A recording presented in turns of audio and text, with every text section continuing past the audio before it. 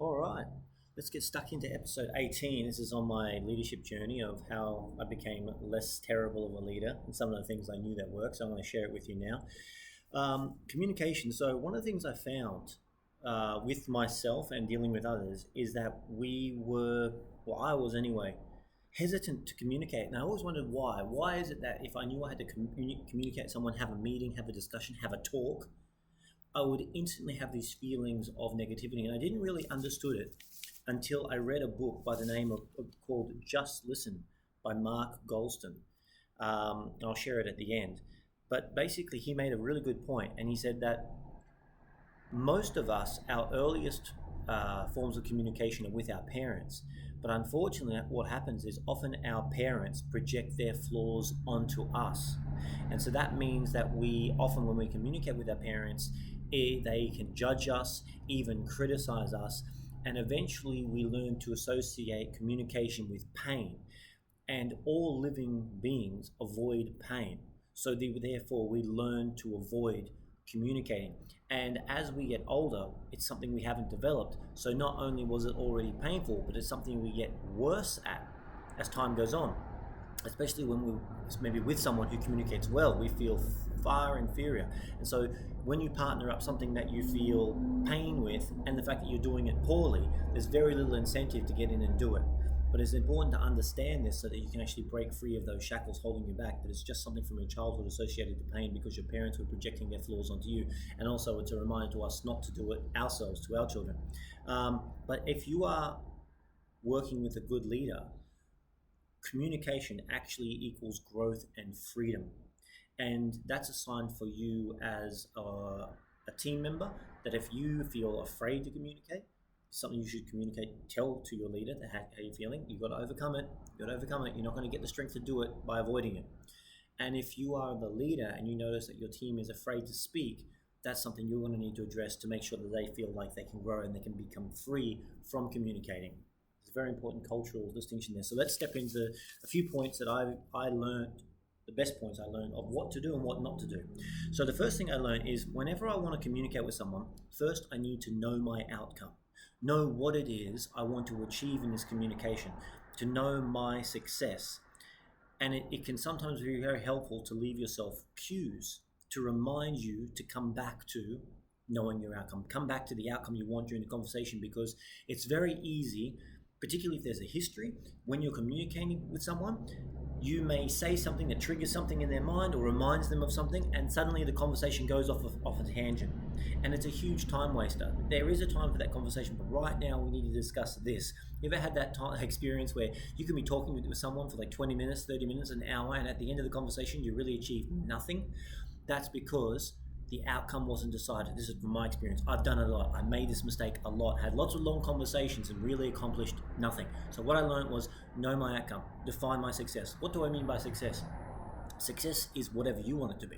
So I might say, my success in this meeting is I need this employee to understand how this new decision is ultimately going to be good for them. And so I have not achieved that until they can actually sit back and go like, oh, it's not going to be so bad. That's my goal. It's not going there and hammering them with facts until they're so submissive that they give in. That's not winning. And we'll get on to win-win in a second. It's knowing my outcome. My outcome might be I want to understand them. My outcome might be I want us to understand each other. My outcome might be I've got two people, they're not getting along, and I'm going to create some common ground where they can meet in the middle on. Doesn't matter what it is, know your outcome. What it is that I'm trying to achieve with this communication? And then that makes sure that all your effort goes in and it stops you from the conversation being hijacked and pulled aside. Now, why is this so important? Like I said, keeps it on track.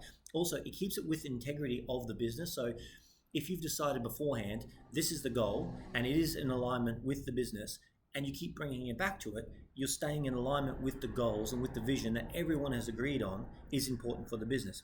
It also creates a positive communication experience. Remember going back to what I was saying about how people have often a negative experience because of their upbringing. So this allows them, if you're doing it right, to leave it feeling better about the situation.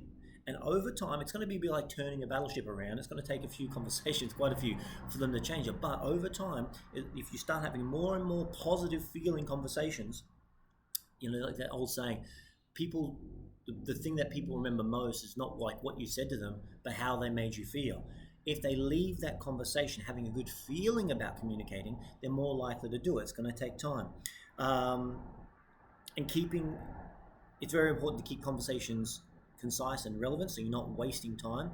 And again, thinking win-win.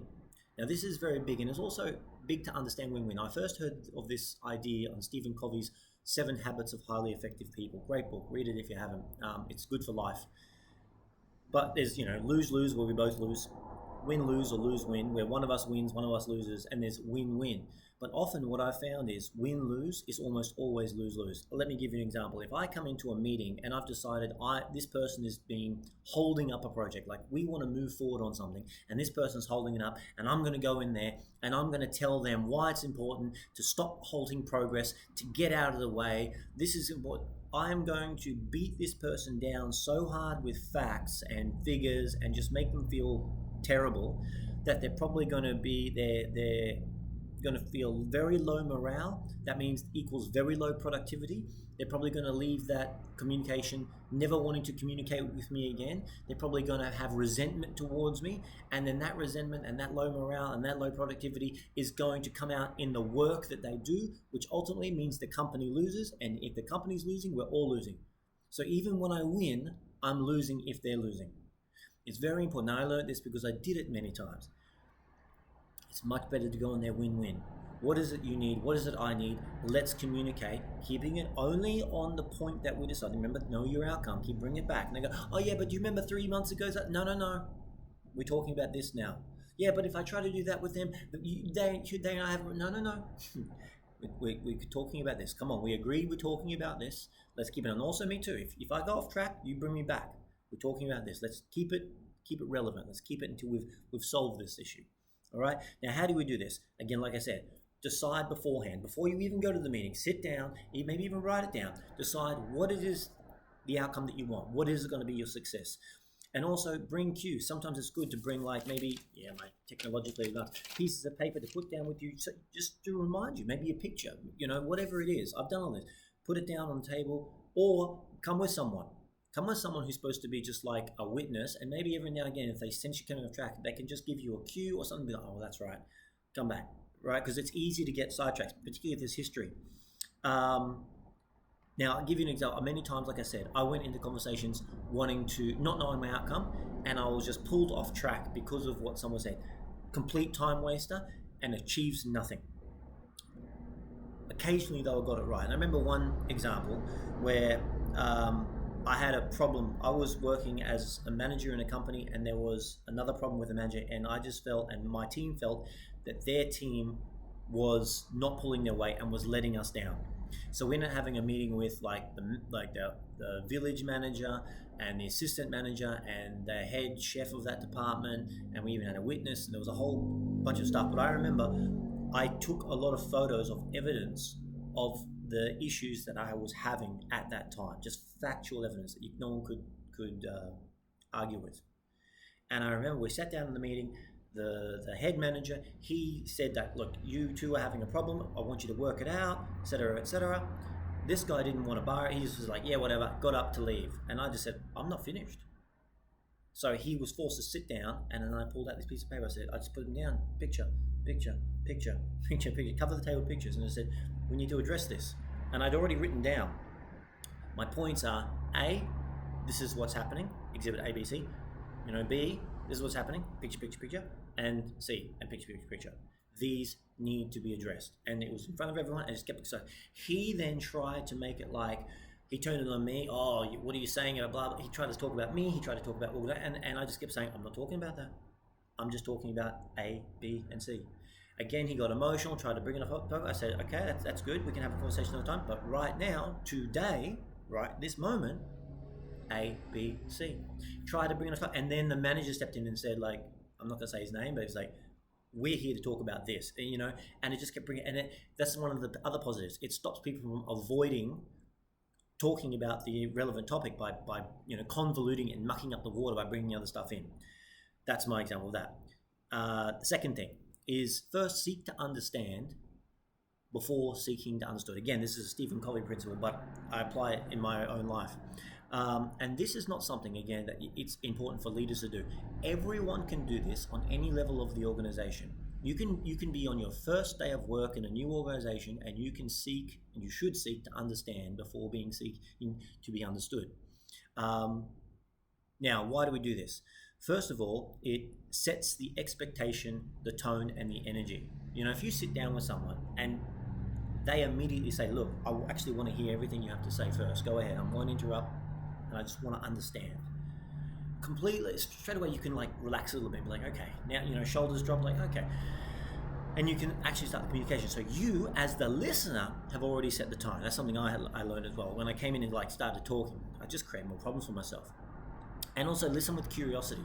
Don't listen with I'm just waiting for my chance to talk. I'm waiting for my chance to talk. I've done that. Waiting for my chance, and just you're preparing. They can sense it, and they start to tense up, and then you look like that person where every time they just finish a sentence, you're trying to butt in, and it creates that beautiful calmness that you created at the beginning has now been replaced with this tense vibe that's creating a sense of fear and panic that someone's not going to be able to get their point across.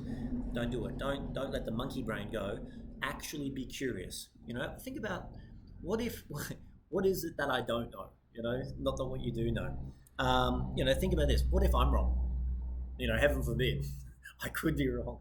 You could be wrong. I've been wrong so many times, and I had to learn the hard way. Don't make my mistakes. And another thing I learned is all teams lose respect from a leader who prioritizes who's right over what's right. I've noticed this when I was a worker, supervisor, manager, and a leader myself, that I would lose respect when I wanted to win of my team. And the only way to gain respect is focus on what's right, not who's right. It's always about that. It's not easy to do all the time, but you'll do it with practice. And ask questions as well. That's another thing I learned, is that when you do want to understand and you're giving the person the opportunity to talk, once they've finished making a point, it's very good for clarification, and also for the person to feel heard, which is very, very important. The person needs to feel heard. That they finish a point, you say, "Okay, so what you mean is," and explain it, and try to use the same words. If you hear them using a particular word all the time, don't change the word. Repeat the word, mirror it back to them, whatever that word is. If you hear them saying all the time, consistently, or overwhelmed, they're saying, "I'm overwhelmed," then say "Okay, so the reason you feel overwhelmed," it does feel frustrating if you're talking to someone, say, "I feel overwhelmed," and then someone comes back, say, "So the reason you're saying you're having a hard time is," you're like, "No, that undermines the whole thing." Whatever word they're using, mirror that word back to them. It's very important. I learned this from being the listener and the listening. Anyway, so ask questions to clarify. Also, this is a sign of respect. You'll never go wrong there. And actually intend to understand. Again, shut up the monkey brain and confirm the ideas. Again, another great benefit of doing this is that when you clarify with the person, it builds rapport. Rapport builds trust, and trust is the basis of creativity and productivity, which is what every organization needs. So just think of it, as a leader, sometimes we feel time constraints and we're like, "I don't have time to." There are long-term benefits that are going to come out from this. And another thing, finally, on this is, before on the why, is it creates a culture. Now, what is a culture? Very quickly, this is what I think it is. A culture is whatever standards are accepted within the group. There are some ethnic cultures in the world that accept a cruelty to animals. You can walk down the street, someone can be cruel to an animal, and everyone just accepts it. That's their culture. Whatever standard is accepted. There are some households in the world that it's accepted that people scream and shout, and no one pulls anyone up on it. That becomes the culture. It's whatever standard is not pulled up, not addressed. And that can just be silence. You might be quietly disliking it, but if you don't take action or speak up against it, that becomes the culture. So if you ever hear me say the word culture, that's what I'm talking about. Whatever standards are being accepted within any group. Now, how to do this? First, around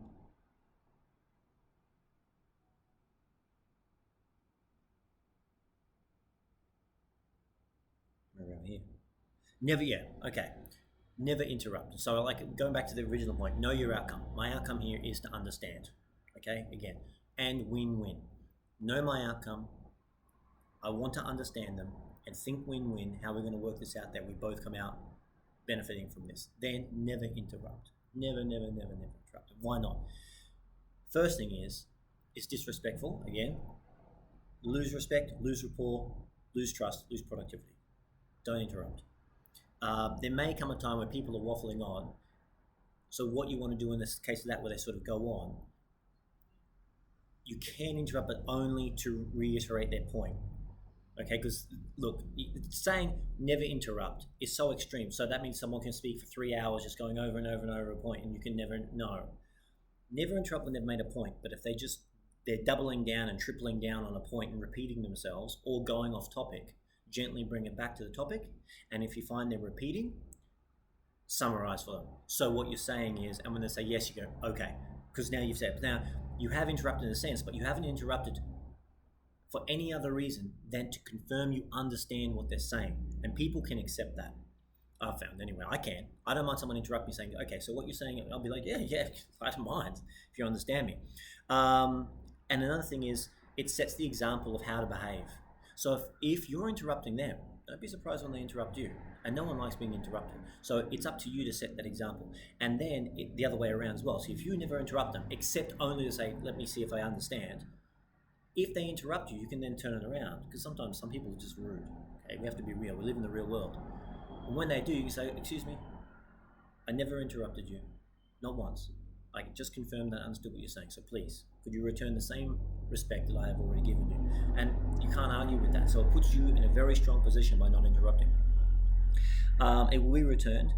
And again, interrupting, it destroys that foundation you built of being like calm, safe place to speak. Because the person starts to feel a sense of panic, and then it's only going to be in the seconds before they get interrupted again.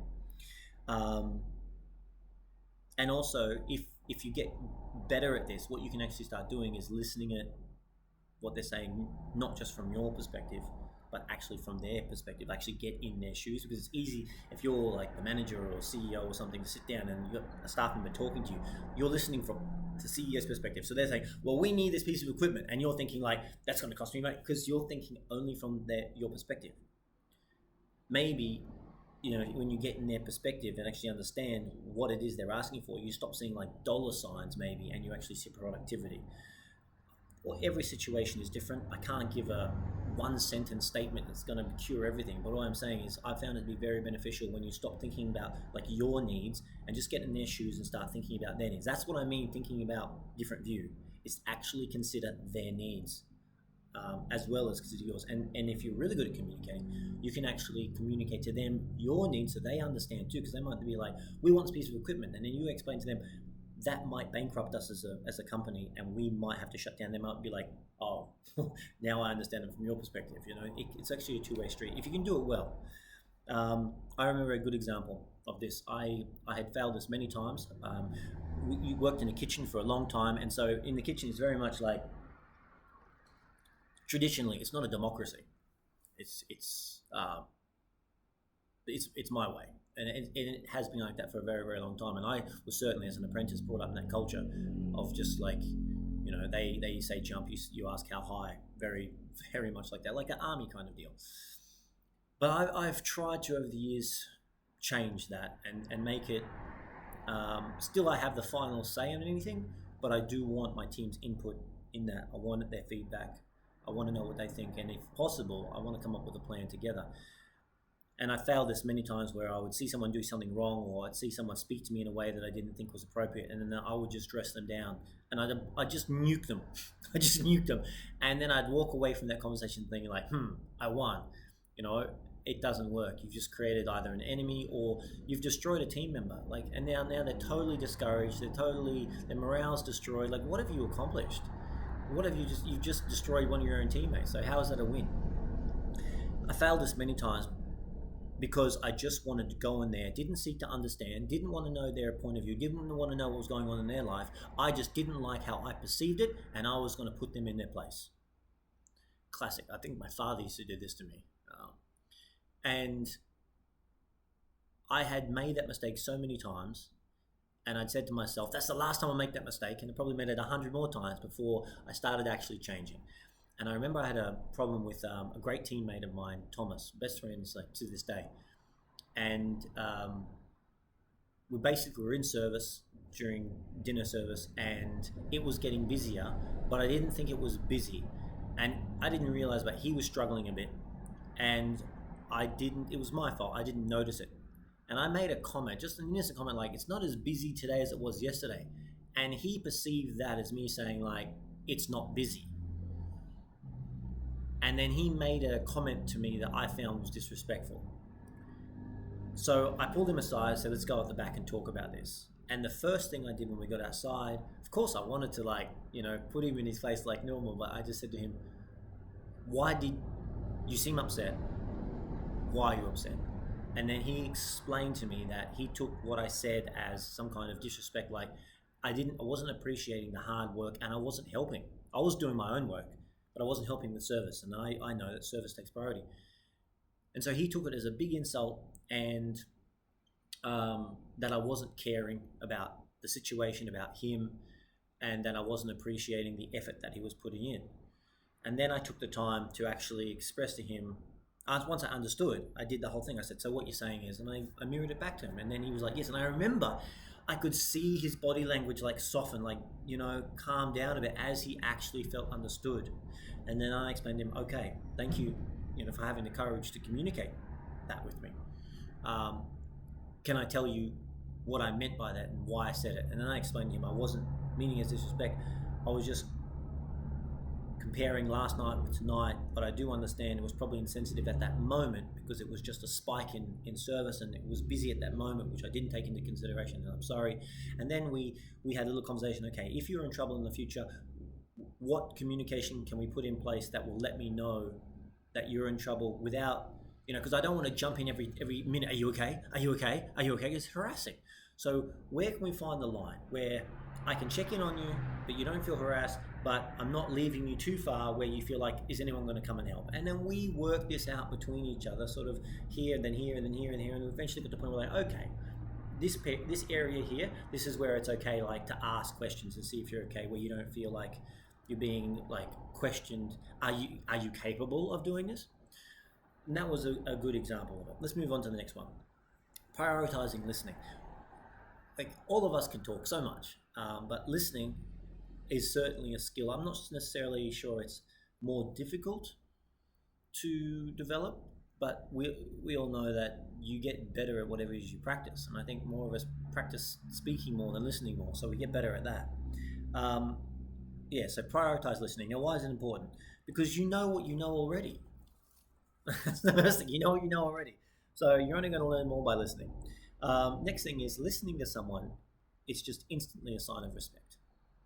Like I said, respect builds rapport. Rapport is trust. Trust is productivity. Productivity is success. And also another thing I learned was sometimes when you're in a leadership position and you ask someone a question or you want to know their opinion on something, it is amazing how often, it's actually incredible how often that is the only person's opportunity in their life to actually be heard. I have spoken to people at work who don't feel listened to at home, don't feel listened to with their family, don't feel listened to with their friends, don't feel listened to by their boss, don't feel listened to by their co-workers. And when you come up and you aren't, like, maybe you go to another department, you start listening to them.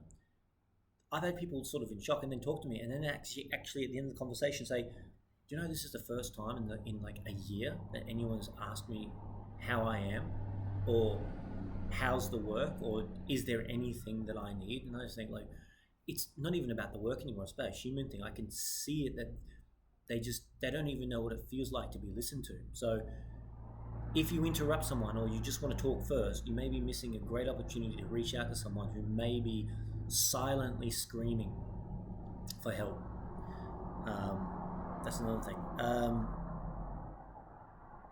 And another thing is be patient with yourself and be patient with the learning the skill of listening, because I found it takes, for me, maybe you'll learn it faster than me, but for me, I still, oh, it's embarrassing. I'm still getting better at it, because because I sucked for so long. But I'm still getting better. I'm still pretty sucky, but I'm less sucky than what I was. But be patient with yourself. If you leave a meeting and you felt like you didn't listen very well, just as the old saying goes, remember the lesson but forget the loss.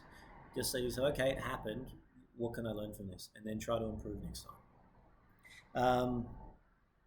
Now, how do you do this? First of all, I had to be honest with myself about how little I actually knew about listening. I had to be honest. I would like to say that I'm a good listener, but I wasn't. The next thing is, like I said before, when the person is speaking, clear your monkey brain. Sometimes it's very easy to fall into trap. If someone's speaking, you're thinking about what you're going to say, or you might get sidetracked with something else that's going on in your brain. Clear it. Try to stay present with the person, really listen to what they say.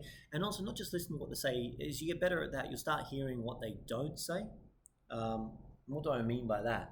Well, if you know, for example, if you come into a situation and you know there's a problem in a group, and maybe there's a particular issue within the group, and you ask someone what's wrong, and they just avoid at all costs talking about the thing that you know exists, and they're talking about like all the stuff in the peripheral, but they won't actually talk about this one thing that you know is an issue within the group, there's a deeper reason why they don't want to talk about it.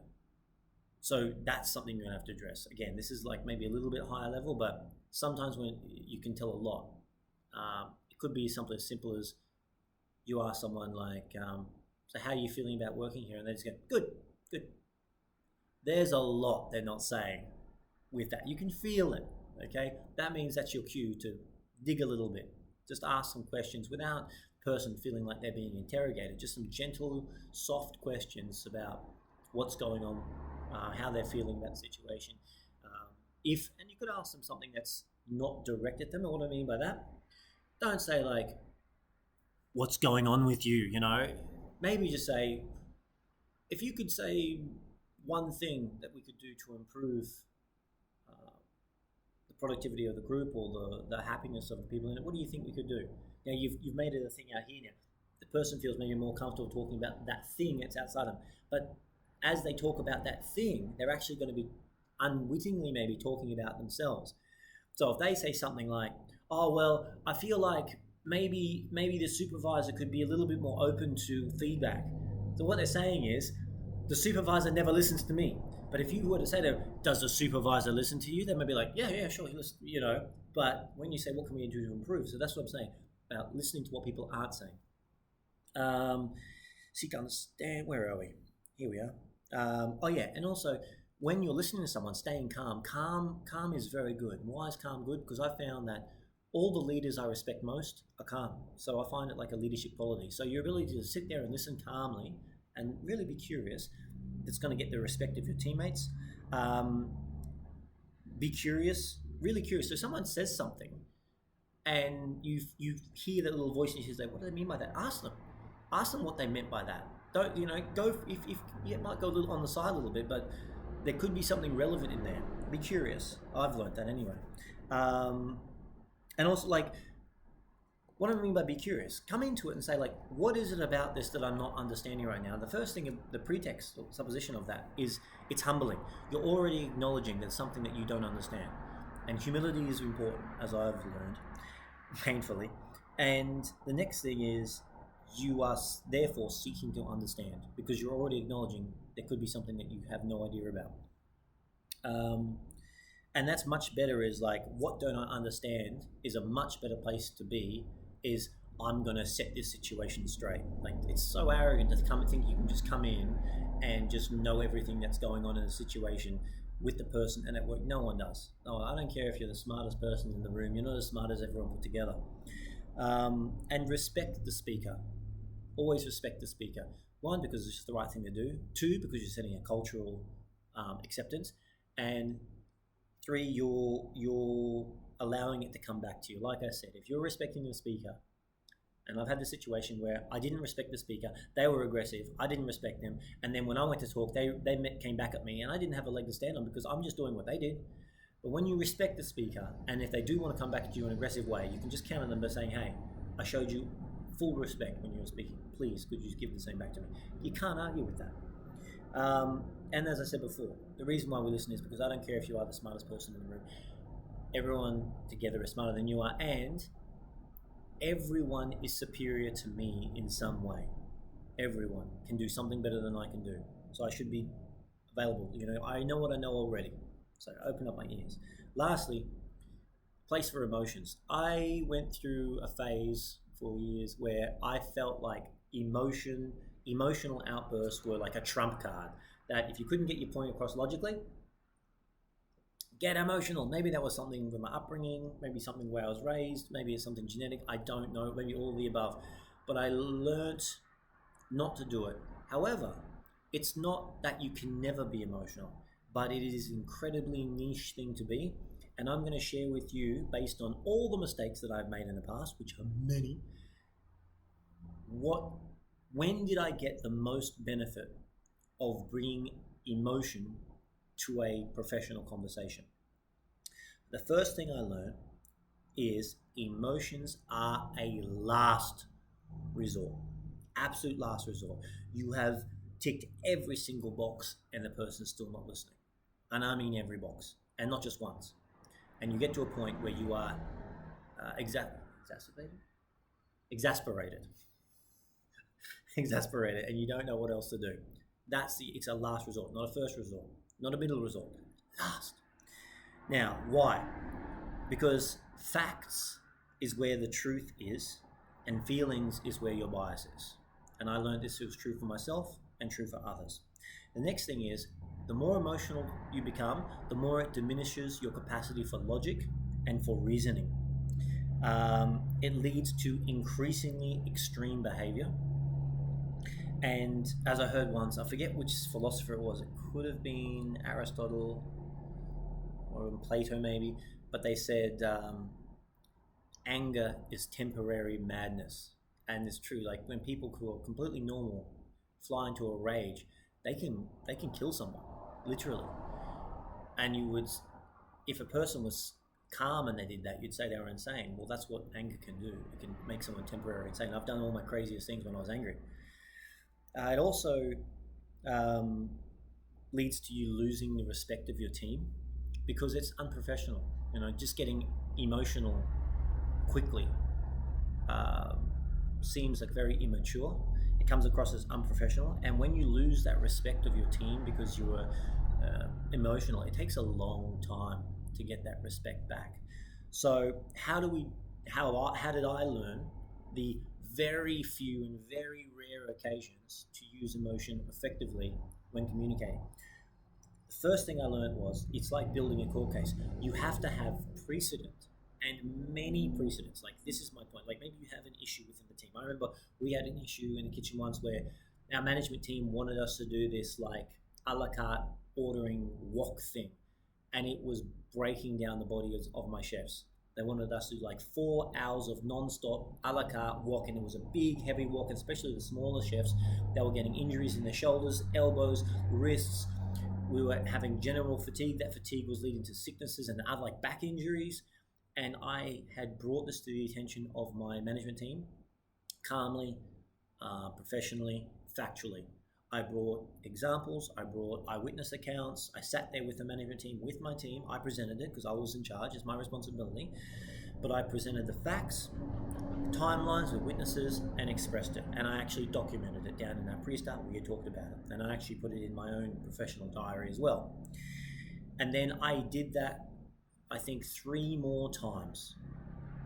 First then came back a second time, said, okay, look, we've spoken about this already. Can we please get a change to this because my team is really suffering? A third time. Because what I realized is, when we got to the 4th time, that is when I actually got emotional.